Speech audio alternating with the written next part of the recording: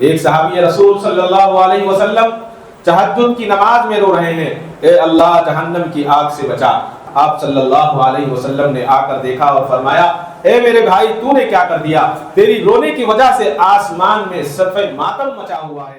حضرت مولانا الیاس صاحب رحمۃ اللہ علیہ جب میواتیوں میں آپ نے پڑھانے کا کام شروع کیا، دعوت و تبلیغ کا کام شروع کیا، تاریخ میں لکھا ہے لوگ انہیں مارتے بھی تھے، لوگ انہیں گالیاں بھی دیتے تھے، بعض لوگوں نے کہا یہ غلط کر رہے ہیں، یہ علم کو ذلیل کر رہے ہیں۔ الحمد لله نحمده ونستعينه ونستغفره ونؤمن به ونتوكل عليه ونعوذ بالله من شرور أنفسنا ومن سيئات أعمالنا من يهده الله فلا مضل له ومن يضلله فلا هادي له ونشهد أن لا إله إلا الله وحده لا شريك له ونشهد أن سيدنا وسندنا وشفيعنا وحبيبنا ومولانا محمدا عبده ورسوله أما بعد فأعوذ بالله السميع العليم من الشيطان الرجيم بسم الله الرحمن الرحيم يا أيها الذين آمنوا اتقوا الله حق تقاته ولا تموتن إلا وأنتم مسلمون صدق الله مولانا العظيم وصدق رسوله النبي الكريم وعلى آله وأصحابه وأزواجه وذرياته وأهل بيته أجمعين والحمد لله رب العالمين۔ محترم حضرات، سورہ آل عمران کی ایک آیت میں نے آپ کے سامنے تلاوت کی ہے جس کا ترجمہ ہے، اے ایمان والو اللہ سے ڈرو جیسا اس سے ڈرنے کا حق ہے۔ دیکھو مردے دم تک مسلمان ہی رہنا۔ کیسا ڈرنا چاہیے؟ کچھ لوگ یہ کہتے ہیں کہ اگر ہم غلط کام کریں تو ڈرنا چاہیے اور اچھا کام کریں تو نہیں ڈرنا چاہیے۔ ایسا نہیں ہے، اچھا کام کریں تب بھی ڈرنا ہے اور غلط کام کریں پھر تو ڈرنا ہی ڈرنا ہے۔ اس کا سبق ہمیں صحابہ کی زندگی سے ملتا ہے، اللہ کے نبی صلی اللہ علیہ وسلم کی زندگی مبارک سے ملتا ہے کہ اللہ کے نبی معصوم تھے، اللہ کے نبی سے کوئی گناہ نہیں ہوا، لیکن اس کے باوجود اللہ کے نبی صلی اللہ علیہ وسلم ہر وقت اللہ سے ڈرتے تھے اور اللہ کا شکر ادا کیا کرتے تھے۔ اس کی عبادت میں ذرہ برابر بھی کمی اور کوتاہی نہیں ہوا کرتی تھی۔ اتنے ڈرتے کہ اگر ساری دنیا کا خوف خدا ایک طرف رکھ دیا جائے تو اس کے باوجود وہ خوف خدا اللہ کے نبی کے برابر نہیں ہو سکتا۔ دنیا میں کوئی آدمی حضرت آدم علیہ السلام سے لے کر آج تک یا قیامت تک ایسا بتا دیں دنیا کے اندر کہ کوئی ایسا ہو جو اللہ کے نبی جیسا محسن ہو، کوئی نبی ایسا بتا دیں جو اپنی امت کے لیے اللہ کے نبی کی طرح اللہ کے سامنے گڑ گڑاتا ہو، اپنی امت کے لیے تڑپتا ہو، روتا ہو، بلبلاتا ہو اور یہ دعا کرتا ہو کہ اللہ میری امت کی مغفرت فرما۔ تاریخ میں ایسا انسان آپ کو ملے گا نہیں جیسی سیرت، جیسی صورت اور جیسی زندگی اللہ کے نبی صلی اللہ علیہ وسلم کی تھی۔ حتیٰ کہ آپ اتنا رویا کرتے تھے امت کے لیے کہ اللہ جل شانہ کو روکنا پڑا، یعنی اللہ تعالیٰ نے خود اللہ کے نبی صلی اللہ علیہ وسلم سے فرمایا کہ اے میرے حبیب آپ اتنا کیوں روتے ہیں امت کے لیے؟ کون کہہ رہے ہیں؟ یہ اللہ ہی فرما رہے ہیں، جبکہ اللہ نے ارشاد فرمایا کہ اللہ کے سامنے کثرت سے رویا کرو۔ لیکن یہی اللہ تعالیٰ اپنے محبوب سرکار دو عالم صلی اللہ علیہ وسلم سے فرما رہے ہیں، اے میرے پیارے محبوب تیرا اتنا زیادہ رونا مجھ سے برداشت نہیں ہو رہا ہے۔ آج کوئی ماں باپ ہیں جو اس کی آخرت سدھارنے کے لیے اپنی اولاد کے لیے روئیں؟ ہاں، جیل چلا جائے گا تو روئیں گے، کوئی اور کیس ہو جائے گا تو روئیں گے، بیمار ہو جائے تو روئیں گے، اولاد مر جائے تو روئیں گے، یہ صرف دنیاوی چیزیں ہیں، لیکن آخرت کے لیے کوئی ہے جو اپنے بچوں کے لیے رونے والا ہو، اپنے بچوں کے لیے تڑپنے والا ہو؟ لیکن اللہ تعالیٰ اپنے محبوب سے فرما رہے ہیں کہ اے میرے محبوب، تیرا اتنا زیادہ رونا برداشت نہیں ہو رہا ہے، اے میرے پیارے نبی، تم کیوں اپنے آپ کو رو رو کر ہلاک کر رہے ہو، اپنے آپ کو پریشانی میں مبتلا کر رہے ہو؟ ان کے پیچھے نہ پھرو، یہ نہیں ایمان لائے تو نہ لائیں، آپ اتنے پریشان کیوں ہوتے ہیں، آپ اتنے کیوں روتے ہیں؟ آپ کا رونا عرش کو ہلا دیتا ہے، اتنا آپ روتے ہیں۔ اللہ کے نبی صلی اللہ علیہ وسلم کا رونا اتنا تھا۔ دنیا میں آج کوئی ایک شخص کو تو دکھا دے، چاہے کوئی بھی ہو، لیکن شخص تو دور کی بات، اس کے پاس کو بھی ہم نہیں جا سکتے۔ اور جب تک اللہ سے نہیں ڈریں گے اور اللہ کی فرما برداری نہیں کریں گے، تب تک کامیابی نہیں ہے۔ بار بار ہم نے وہ واقعہ سنا کہ حشر کے میدان میں دو آدمیوں کو اللہ تعالیٰ دوزخ سے نکالے گا اور پھر فرمائے گا چلے جاؤ واپس دوزخ کی طرف۔ اللہ فرمائیں گے کہ جاؤ واپس چلے جاؤ۔ ایک بھاگے گا اور تیز دوڑ کر جہنم میں چھلانگ لگا دے گا، اور دوسرا شخص آہستہ آہستہ چلے گا اور بار بار پیچھے مڑ مڑ کر دیکھے گا اللہ تعالیٰ کو۔ اللہ تبارک و تعالیٰ تو ارحم الراحمین ہے، اللہ تعالیٰ دونوں کو واپس بلائیں گے اور واپس بلا کر پوچھیں گے میرے بندے، تو ایک دفعہ کہتے ہی چلا اور چل کر تو نے جا کر چھلانگ لگا دی، اس کی وجہ کیا ہے؟ کیوں واپس گیا اور جا کر چھلانگ کیوں لگا دی تو نے؟ تو وہ بندہ کہے گا اے اللہ، دنیا میں ساری زندگی آپ کی نافرمانیوں میں گزاری، آپ نے میرے لیے فیصلہ صادر کیا جہنم کا، آپ نے جہنم میں ڈالا اور پھر آپ نے جہنم سے نکالا، اور نکالنے کے بعد پھر حکم فرمایا جا واپس چلا جا، تو میں نے سوچا دنیا میں تو آپ کا کہاں مانا نہیں، یہاں تو کم سے کم مان لوں، اس لیے واپس جا کر میں جہنم میں کوڑ دی۔ دوسرے سے پوچھیں گے اے میرے بندے، یہ بتا کہ تو کیوں نہیں گیا، تو نے جہنم کی طرف کیوں نہیں بھاگا اور جہنم میں کیوں نہیں کودا؟ وہ شخص کہے گا اے اللہ، آپ کی رحمت بڑی وسیع ہے، آپ بڑے رحم کرنے والے ہیں، آپ غفور ہیں، آپ کی سخاوت، آپ کی رحم دلی مشہور ہے، مجھے یقین تھا کہ آپ کی رحمت متوجہ ہوگی اور میری بخشش کا فیصلہ ہوگا۔ جب آپ نے جہنم سے نکال دیا تو آپ دوبارہ جہنم میں نہیں ڈالیں گے، اس لیے میں بار بار مڑ کر دیکھ رہا تھا کہ آپ کی رحمت آئے گی اور مجھے جنت میں پھر داخل کر دے گی۔ اللہ تبارک و تعالیٰ فرمائیں گے سچ کہتا ہے، میری رحمت بڑی وسیع ہے، میری رحمت بڑی وسیع ہے، میں غفور بھی ہوں، میں رحیم بھی ہوں، میں ستار بھی ہوں، میں غفار بھی ہوں، جا تم دونوں کو میں نے اپنی رحمت سے بخش دیا۔ اللہ تعالیٰ تو بڑے رحیم ہے، بس اس سے مانگنے والا ہو، اس کی بات کو سننے والا ہو۔ آج انسان دھوکے میں ہے، شیشے کے سامنے کھڑے ہو کر اپنے چہرے کو دیکھ کر صابن سے دھو کر خوشبو لگا کر سرما لگا کر یہ سوچتا ہے کہ دنیا کا سب سے حسین و جمیل انسان میں ہوں، دنیا میں سب سے خوبصورت میں ہوں، میرے کپڑے سب سے اچھے ہیں، میرا مکان سب سے اچھا ہے۔ یہ انسان کا دھوکہ ہے۔ شیشے کے سامنے کھڑے ہو کر اپنے آپ کو دیکھ کر انسان دھوکے میں پڑا ہوا ہے۔ بزرگوں نے کہا ہے اگر انسان کو اپنی اوقات دیکھنی ہے، انسان کو اپنا مرتبہ دیکھنا ہے، انسان کو اپنے آپ کو جانچنا اور پرکھنا اور اس کو تولنا ہے، تو انسان بیت الخلاء میں بیٹھ کر اپنے آپ پر نظر ڈالے۔ کہیں گے کہ کیسی مثال دی؟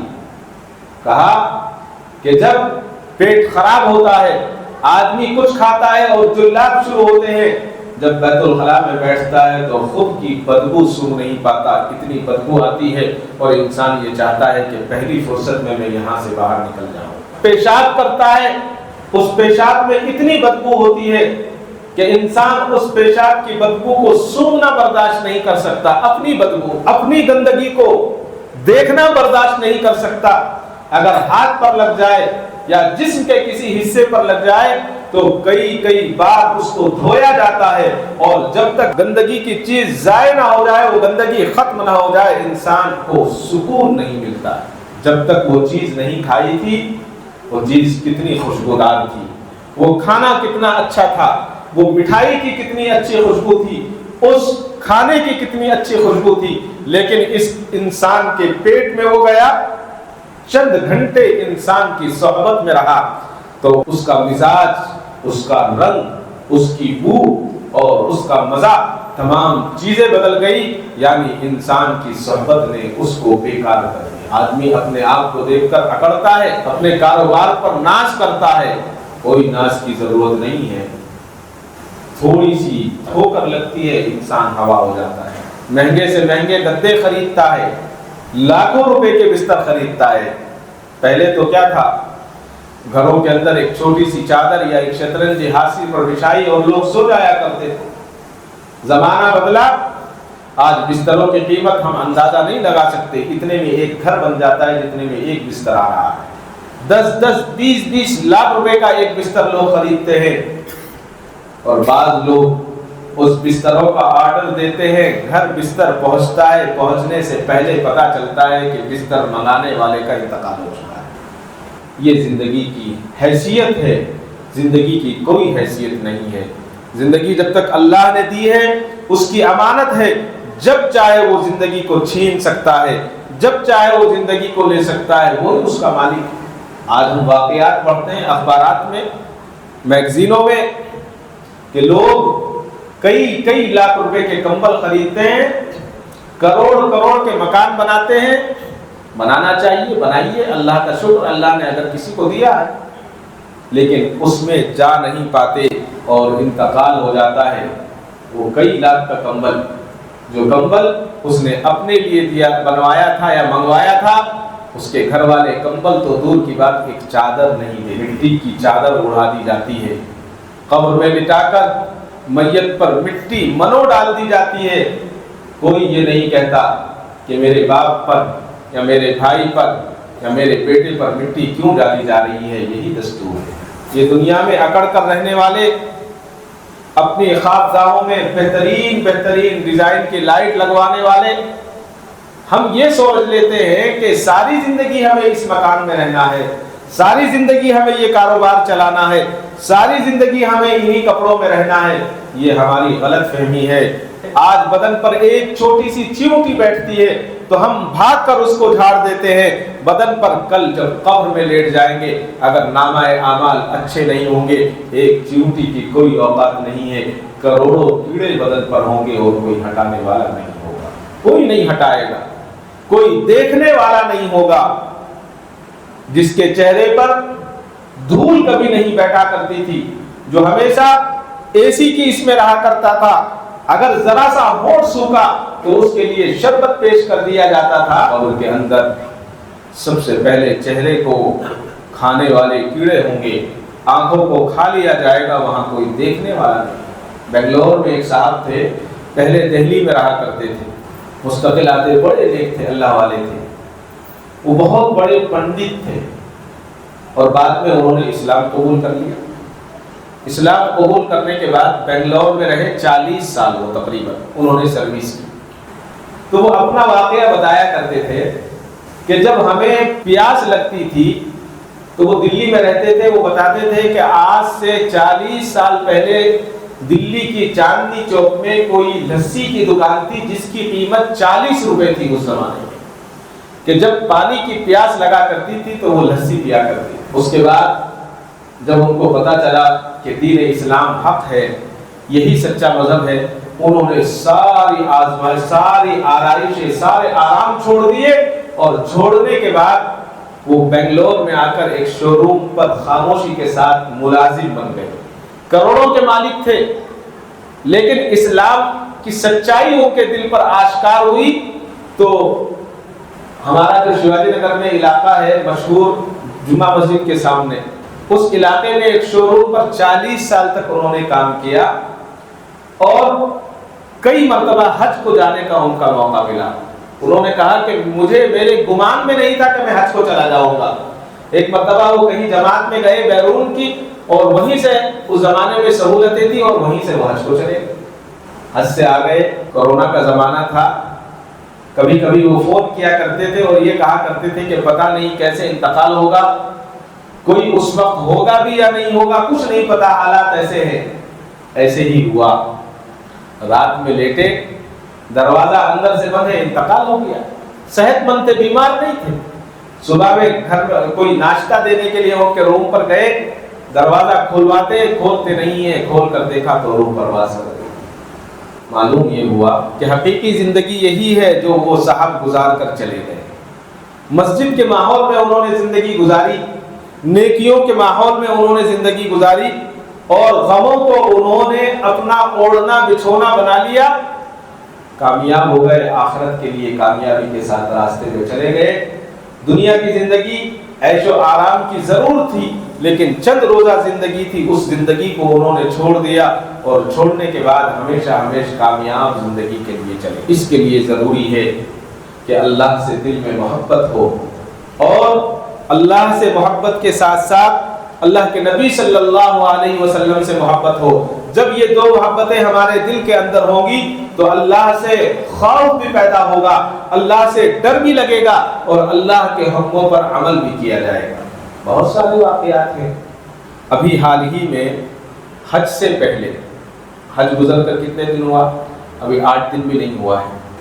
ایک بڑا عجیب واقعہ، سوڈان کا ایک حاجی جس کا نام عادل عثمان تھا، کالے کلوٹے جو افریقی لوگ ہوتے ہیں، لیکن جسم کالا تھا، رنگ کالا تھا، دل سفید تھا، دل اللہ کی محبت سے لبریز تھا، دل اللہ کے نبی صلی اللہ علیہ وسلم کی محبت سے بھرا ہوا تھا۔ عجیب واقعہ ہوا، ساری زندگی سوڈان میں رہ کر بکریاں چرائی اور تھوڑے تھوڑے پیسے جمع کیے۔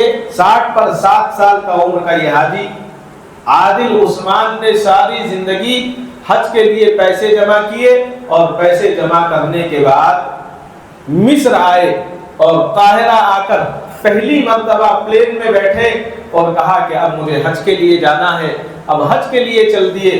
سب لوگ جانتے ہیں، بہت سارے حاجی پہلے مدینہ جاتے ہیں، تو قاہرہ سے جو جہاز تھا عادل عثمان رحمت اللہ علیہ کا، وہ جہاز مدینے جانا تھا۔ جہاز کی سیٹ پر بیٹھے، بار بار مچل رہے ہیں، بار بار اٹھ رہے ہیں سیٹ سے، کبھی بار بار باہر جھانکتے ہیں۔ کسی نے پوچھا کہ کیا دیکھتے ہو، کیا بات ہے، کیا پریشانی ہے؟ کہا کہ کوئی پریشانی نہیں ہے، میں یہ دیکھنا چاہتا ہوں کہ مدینہ شریف آ گیا ہے یا نہیں آیا۔ بار بار پوچھتے کہ مدینہ کتنی دیر میں آئے گا۔ جہاز کا سفر کوئی کئی دن کا سفر نہیں ہوتا، 2 ڈھائی 3 گھنٹے کا سفر مصر سے بالکل قریب ہے۔ تو بار بار حاجی عثمان عادل پوچھتے کہ حاجیوں، میرے بھائیوں، بتاؤ کہ مدینہ کب آئے گا؟ ابھی باہر جھانکتے اور پھر پوچھتے، باہر جھانکتے اور پھر پوچھتے۔ اس کے بعد جو عملہ تھا جہاز کا، انہوں نے کہا کہ ابھی مدینہ آنے میں وقت ہے، مدینہ آ جائے گا تو آپ کو بتا دیں۔ بیٹھے، ابھی مدینہ آیا نہیں۔ دل اتنا مچل رہا ہے، اتنا مچل رہا ہے کہ وہ تو عشق رسول میں تڑپ رہے تھے۔ جہاز والوں نے سمجھا کہ شاید طبیعت خراب ہو گئی ہے، شاید ہارٹ اٹیک ہو گیا ہے۔ ان کو کچھ دوائیاں دینے کی کوشش کی گئی اور بتایا گیا کہ مدینہ آ گیا ہے، اب آپ مدینے میں اتریں گے۔ دیکھتے کیا ہے کہ عادل عثمان کی روح پرواز کر گئی۔ یہ تھا عشق رسول۔ وہ تو یہ سوچ رہے تھے، لوگ یہ سمجھ رہے تھے کہ یہ مدینے دیکھنے کے لیے تڑپ رہے ہیں، لیکن حقیقت یہ تھی کہ عادل عثمان کی روح مدینے میں آرام کے لیے تڑپ رہی تھی۔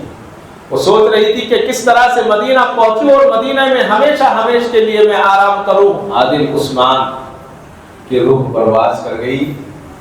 ان کا جنازہ لے جایا گیا۔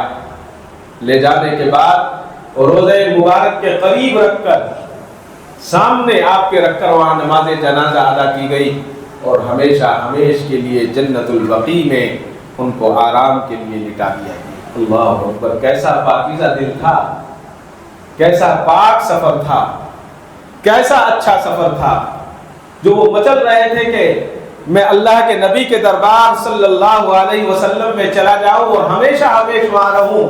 ان کے دل میں یہی آرزو ہوگی جو اللہ نے ان کے آرزو کو پورا کر لیا اور ہمیشہ ہمیشہ کے لیے جنت البقیع کی مٹی کا پیوند بنا دیا۔ اللہ اکبر، یہی خوف خدا ہے، یہی محبت رسول صلی اللہ علیہ وسلم۔ حضرت حسن بصری رحمت اللہ علیہ نے فرمایا اگر تمہارا دشمن اللہ کا نافرمان ہے تو تجھے بدلہ لینے کی ضرورت نہیں ہے، اللہ تعالیٰ خود اپنے نافرمانوں سے بدلہ چکائے گا۔ جو مجرم بن کے مر گیا کسی عبرتناک طریقے سے قبر میں اس کا حشر کرے گی، یہ تو اللہ ہی جانتا ہے، یہ کوئی اور نہیں جانتا۔ انسان کو یہ چاہیے کہ جس طرح سے دنیا کے اندر گرمی اور سردی سے بچنے کے لیے اپنے انتظامات کرتا ہے، گرمی سے بچنے کے لیے پنکھے لگاتا ہے، اے سی لگاتا ہے، گھر کے اندر چھاؤں کا انتظام کرتا ہے، اور سردی سے بچنے کے لیے دریچے کا انتظام کرتا ہے، دروازوں کا انتظام کرتا ہے، گرم کپڑوں کا انتظام کرتا ہے، فرمایا بالکل اسی طرح جہنم سے، آگ سے بچنے کے لیے اپنے آپ کو اللہ کا خوف پیدا کر لینا چاہیے، اللہ سے ڈرنا چاہیے، اور اللہ کے نبی صلی اللہ علیہ وسلم سے محبت پیدا کرنی چاہیے۔ اسی کو اللہ تبارک و تعالیٰ نے ارشاد فرمایا، جس آگ کا ایندھن ہم اور آپ ہیں۔ اس آیت کو حضرت سلمان فارسی رضی اللہ تعالیٰ نے سنا، سننے کے بعد روتے روتے باہر نکل گئے مدینہ شریف سے، پورا دن غائب رہے، کسی کو نہیں ملے۔ آپ صلی اللہ علیہ وسلم نے ارشاد فرمایا جاؤ جا کر سلمان فارسی کو تلاش کرو، جاؤ جا کر سلمان فارسی کو تلاش کرو۔ صحابہ گئے، جا کر حضرت سلمان فارسی رضی اللہ تعالیٰ عنہ کو پہاڑوں میں تلاش کیا۔ دیکھتے کیا ہے کہ پہاڑوں میں بیٹھے ہوئے ہیں، سر پر مٹی ڈالی ہوئی ہے اور رو رہے ہیں، اور روتے روتے کہہ رہے ہیں ہائے جس ایندھن کا آگ انسان ہوگا اور پتھر ہوگا، اس آگ کا کیا عالم ہوگا، اور رو رہے ہیں۔ صحابہ نے کہا کہ یہ کیا حالت بنا رکھی ہے، چلو آپ کو اللہ کے نبی صلی اللہ علیہ وسلم نے بلایا ہے۔ حضرت سلمان فارسی رضی اللہ تعالیٰ عنہ کو لے کر حضور کی خدمت میں حاضر ہوئے۔ حضور نے فرمایا کہ سلمان تم نے یہ کیا حالت بنا لی ہے؟ کہا کہ اے اللہ کے نبی اس آیت نے مجھے بے قرار کر دیا ہے۔ اللہ اکبر، کیا اس آیت نے مجھے بے قرار کر دیا ہے؟ آپ صلی اللہ علیہ وسلم نے ارشاد فرمایا سلمان آپ ان میں سے نہیں ہیں، سلمان تو وہ ہے جس کو جنت خود چاہتی ہے، جس کو جنت چاہیے وہ جنگلوں اور پہاڑوں میں نکل جائے، اور جس کو پتہ ہی نہیں جنت اور جہنم کا وہ میں اور آپ ہیں۔ ہم مزے کی نیند سو رہے ہیں، ہم غفلت کی نیند سو رہے ہیں، ہم تکبر کی نیند سو رہے ہیں، ہم جو ہے نشے کی نیند میں ہیں، ہمیں اس کا پتہ ہی نہیں ہے کہ کیا ہونا ہے اور کیا ہو رہا ہے۔ ایک صحابی رسول صلی اللہ علیہ وسلم تہجد کی نماز میں رو رہے ہیں، اے اللہ جہنم کی آگ سے بچا، دعا کر رہے ہیں اے اللہ جہنم کی آگ سے بچا۔ آپ صلی اللہ علیہ وسلم نے آ کر دیکھا اور فرمایا اے میرے بھائی تو نے کیا کر دیا؟ تیری رونے کی وجہ سے آسمان میں صرف ماتم مچا ہوا ہے، آسمان کے فرشتوں کو تیرے رونے نے رلا دیا ہے۔ اللہ اکبر، جو اللہ کے نبی صلی اللہ علیہ وسلم کے ساتھ رہا کرتے تھے، جو ہر وقت گناہوں سے ڈرا کرتے تھے، جو ہر وقت اللہ کی رحمت کو متوجہ کرنے میں لگا کرتے تھے، ان کا یہ عالم تھا۔ وہ رویا کرتے تھے، وہ گڑ گڑایا کرتے تھے، وہ اللہ سے مانگا کرتے تھے، لیکن آج کسی کو کہنے کی ضرورت نہیں ہے، کسی کو بولنے کی ضرورت نہیں ہے۔ ہم صرف اپنے آپ کو دیکھ لیں، ہم اپنے آپ کو دیکھ لیں، ہم اپنے آپ کو یہ دیکھیں کیا ہمارے اندر وہ صفات ہیں جو صفات جنتی کے اندر ہوتی ہیں؟ کیا ہمارے اعمال ایسے ہیں کہ ہم جہنم سے دور ہیں؟ ہمیں نہ جہنم کا پتہ ہے نہ ہمیں جنت کا پتہ ہے، کسی کا پتہ نہیں ہے۔ اگر پتہ ہے تو صرف کھانے کا پتہ ہے، پتہ ہے تو صرف زندگی گزارنے کا پتہ ہے اور آرام کرنے کا پتہ ہے۔ یہ کام تو جانور بھی مجھ سے اور آپ سے اچھی طرح کرتے ہیں۔ جانور اپنے بچے کو ہم سے زیادہ اچھا پال لیتے ہیں، जानवर हमसे अच्छे घोंसले बना लेते हैं। हम एक छोटा सा घर बनाकर दुनिया को अकड़ कर दिखाते हैं कि मेरा मकान कितना अच्छा है। इस मकान की क्या हैसियत है? जमीन का हल्का सा बोझल आए तो सारा का सारा मकान जमीन दोस्त। जमीन की कोई हैसियत नहीं है, मकान की कोई हैसियत नहीं है। अगर कोई हैसियत है अल्लाह के यहाँ तो वो सिर्फ और सिर्फ आमाल की हैसियत है। कल जब हम इस दुनिया से जाएंगे, न मकान हमारे साथ जाएगा, न दुकान हमारे साथ जाएगी। अगर कोई चीज जाने वाली है तो वो सिर्फ अल्लाह का खौफ साथ जाएगा। अगर कोई चीज जाने वाली है तो वो अल्लाह के नबी सल्लल्लाहु अलैहि वसल्लम की मोहब्बत जाएगी। जितनी मोहब्बत होगी इतने कामयाब होंगे, जितने अल्लाह का खौफ होगा इतने कामयाब होंगे। अगर नहीं होगा तो दुनिया ही से अपने आप को मुसीबत में डाल दिया है। कब्र की मंजिल सबसे मुश्किल, कब्र का गढ़ा सबसे मुश्किल हो जाएगा। और जब अल्लाह से दोस्ती हो जाती है तो फिर क्या होता है कि जो भी काम होते हैं वो अल्लाह से मंगवा लिए जाते हैं। हजरत अनस रजी अल्लाह तआला अन्हु का मशहूर वाकया है। सैयदना हजरत अनस रजी अल्लाह तआला अन्हु का बाग सूख रहा था, बारिश नहीं हुई थी, मौसम की बारिश नहीं हुई, पानी नहीं है। उस जमाने में बोरवेल नहीं होते थे, बागों के लिए कुएं अगर हो गए तो बहुत बड़ी बात थी, नहरें नहीं थी। हजरत अनस रजी अल्लाह तआला अन्हु का गुलाम, आपका खादिम हजरत अनस के पास आया और कहा कि मेरे आका बाग सूख रहा है, पानी का दूर दूर तक नामो निशान नहीं है, कुछ कीजिए वरना सारा बाग सूख जाएगा। और उस जमाने में हाइब्रिड झाड़ नहीं हुआ करते थे, झाड़ लगाने के बाद 5 साल 7 साल के बाद फल आना शुरू हुआ करता था। कहा कि अगर बाग सूख गया तो हमारे पास कुछ नहीं रहेगा, सब खत्म हो जाएगा। हजरत अनस रजी अल्लाह तआला ने अपने खादिम से कहा कि जाओ मुसल्ला लेकर आओ। मुसल्ला लेकर आए, मुसल्ला लाने के बाद अल्लाहु अकबर कहा, मुसल्ले पर खड़े हो गए, 2 रकत नमाज पढ़ी, सलाम फेरा और खादिम को बुलाया और बुलाकर कहा कि देखो क्या कुछ बारिश के आसार नजर आए हैं या नहीं आए हैं। अल्लाहु अकबर, कितना यकीन था। 2 रकत नमाज पढ़ने के बाद कहते हैं कि जाओ देखो कि बारिश के आसार आए हैं या नहीं आए।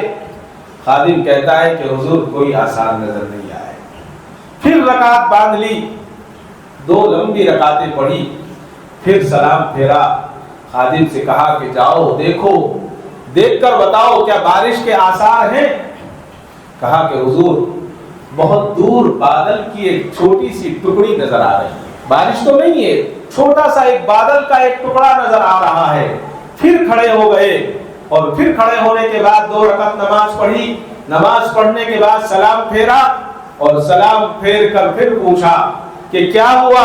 कहा कि अल्लाह का फजल हो गया, बहुत बारिश हुई है, इतनी बारिश हुई है कि जितनी बाग को जरूरत थी उससे ज्यादा बारिश हुई, सारा बाग सैराब हो गया है, सारे बाग के अंदर पानी भर गया है, जितना पानी की जरूरत थी इतना पानी नहीं, उससे ज्यादा पानी मिला है।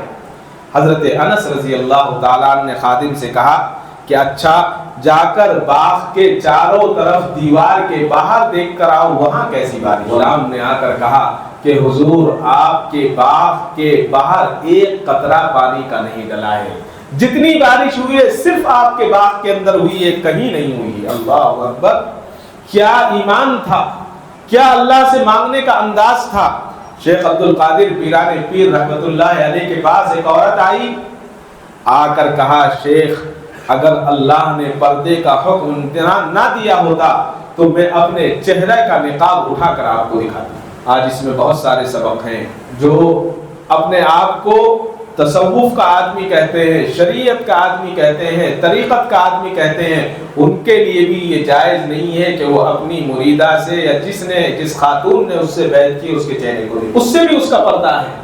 पीराने पीर की खिदमत में आई और कहा कि अगर अल्लाह का हुक्म ना होता तो मैं अपने चेहरे से उठाकर आपको अपना चेहरा दिखा देती।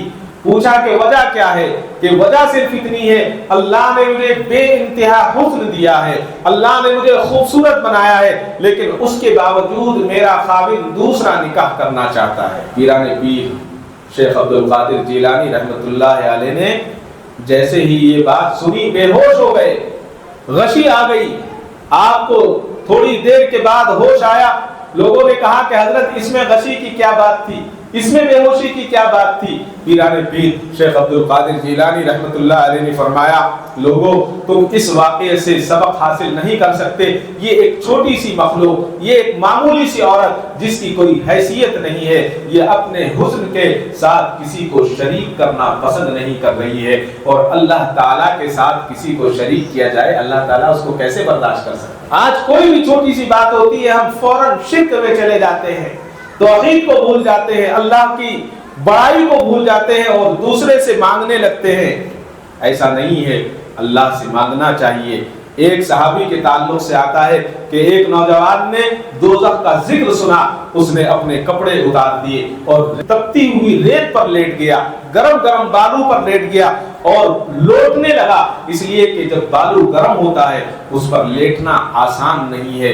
नंगे बदन लेटा हुआ लोट रहा है। किसी ने अल्लाह के नबी सल्लल्लाहु अलैहि वसल्लम को इत्तला दी कि फला सहाबी रेत पर लेट रहे हैं और तड़प रहे हैं। अल्लाह के नबी सल्लल्लाहु अलैहि वसल्लम ने ये मंजर देखा और देखकर कहा कि खुशखबरी इस नौजवान को सुना दो, इसने अल्लाह से डरने के लिए ये काम किया है, अल्लाह ताला ने इसके लिए जन्नत के सारे दरवाजे खोले। यानी अल्लाह से डरने की वजह से उसने कहा कि इस जमीन की गर्मी को मैं बर्दाश्त नहीं कर सकता, जहन्नम की गर्मी को कैसे बर्दाश्त करूंगा। अल्लाह अकबर। अल्लाह के नबी ने फरमाया सारे जन्नत के दरवाजे इसके लिए खोल दिए गए हैं और अल्लाह ताला खुश हो रहे हैं और अपने फरिश्तों से फरमा रहे हैं, देखो मेरे बंदे को, मेरा बंदा किस तरह से मुझसे डर रहा है। आदमी अपने आप को दीन के लिए जलील करे, ये जायज है, जरूरी है। हजरत मौलाना इलियास साहब रहमतुल्लाह अलैह जब मेवातियों में आपने दर्स का काम शुरू किया, पढ़ाने का काम शुरू किया, दावत को तबलीग का काम शुरू किया, तारीख में लिखा है लोग उन्हें मारते भी थे, लोग उन्हें गालियां भी देते थे। बाज लोगों ने कहा ये गलत कर रहे हैं, ये इल्म को जलील कर रहे हैं। बाज लोगों ने कहा ये दीन को जलील कर रहे हैं। हजरत मौलाना इलियास साहब रहमतुल्लाह अलैह की एक बात जो सुनहरे अल्फाज में लिखी जानी चाहिए, आपने फरमाया अल्लाह के हबीब नबी पाक अलैहिस्सलातु वस्सलाम ने तो इस दीन के लिए अबू जहल से मार खाई है, मुसलमान बनाने के लिए मुशरिकीन की मन्नत की है और जिल्लत उठाई है। जलील होकर मैं इस कलमे को दूसरे तक पहुंचा दूं तो ये जिल्लत नहीं बल्कि इज्जत का काम। अल्लाह ताला से मैं इस कलमे के लिए जिल्लत को बर्दाश्त कर इज्जत हासिल करना चाहता हूं। उन्होंने जिल्लत को बर्दाश्त किया, आज सारी दुनिया में उनकी इज्जत हुई। यही तो वजह है, दीन के लिए अपने आप को जलील किया तो इज्जत मिली। अल्लाह ताला ने हजरत दाऊद अलैहिस्सलातु वस्सलाम से फरमाया, ए दाऊद जाओ लोगों के दिलों में मेरी मोहब्बत को बिठा दो। हजरत सैयदना दाऊद ने पूछा कि कैसे बिठाया जाए मोहब्बत को। अल्लाह ताला ने फरमाया मेरे बंदों के सामने मेरी नेमतों को बयान, मेरे फजल को बयान करो, मेरी रहमत को बयान करो और उसके साथ साथ मेरी पकड़ को बयान करो। जब मेरी मोहब्बत को सुनेंगे, मेरी नेमतों को सुनेंगे, मेरे फजल को सुनेंगे, मेरी रहमत को सुनेंगे, मेरी सखावत को सुनेंगे तो उनके दिलों में मोहब्बत पैदा हो जाएगी और जब मोहब्बत पैदा हो जाएगी तो वो फिर अमल करने वाला हो जाएगा। अल्लाह ताला मुझे और आपको कहने सुनने से ज्यादा अमल सालेह की तौफीक अता फरमाए। व आखिरु दावाना अल्हम्दुलिल्लाह। काबे पे पड़ी जब पहली नजर, क्या चीज़ है दुनिया भूल गया, क्या चीज़ है दुनिया भूल गया।